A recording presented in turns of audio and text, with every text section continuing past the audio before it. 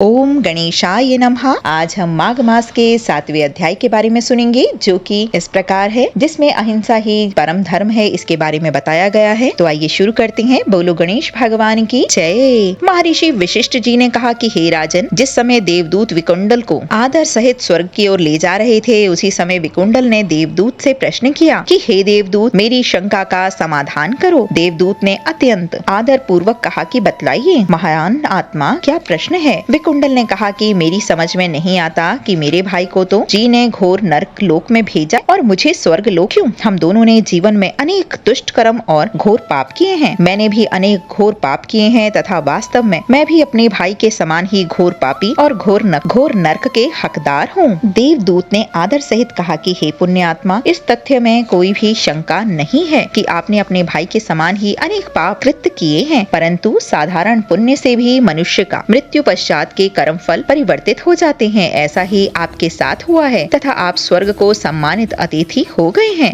निसंदेह आपने जीवन पर्यंत अनेक पाप कर्म तथा अत्याचार किए हैं, परंतु आपने जीवन का अंतिम समय अपने पिता के मित्र हरिमित्र के पुत्र सुमित्र के साथ बिताए हैं, जिसका जीवन ऋषि तुल्य था। वह यमुना जी के निकट आश्रम में रहता था, वेद पाठ करता था तथा उसकी पवित्र ध्वनि आपके कानों में पड़ती थी। आपने उसकी निकटता में 2 बार माघ स्नान किया, जिसके कारण आपके समस्त पाप नष्ट हो गए हैं तथा स्वर्ग लोक के आप हकदार हो गए हैं। वैश्य पुत्र ने देवदूत से प्रश्न किया कि हे देवदूत, आप मुझे बतलाइए कि कौन कौन से कार्य श्रेष्ठ हैं, जिनसे सद्गति प्राप्त होती है तथा किन कर्मों से मनुष्य नरक को भोगता है। देवदूत बोले कि हे वैश्य पुत्र, अहिंसा की समस्त धर्मों का मूल है। मांसाहारी नाना प्रकार की पशु योनियों का सेवन करते हैं, इसीलिए ऐसे मनुष्य नरक को प्राप्त होते हैं। हिंसा करने वाले व्यक्ति के वेद पाठ, दान, तप, यक्ष आदि व्यर्थ हो जाते हैं। ऐसा मनुष्य सद्गति प्राप्त नहीं करता है। इसीलिए मनुष्य को चाहिए कि वह जीवों पर दया करे, माघ स्नान, व्रत, तप, जप तथा यथ योग्य दान करे, जिससे वह मृत्यु लोक के पश्चात सद्गति को प्राप्त करके जन्म मरण की योनि चक्रों से छुटकारा प्राप्त कर सके। बोलो लक्ष्मी नारायण भगवान की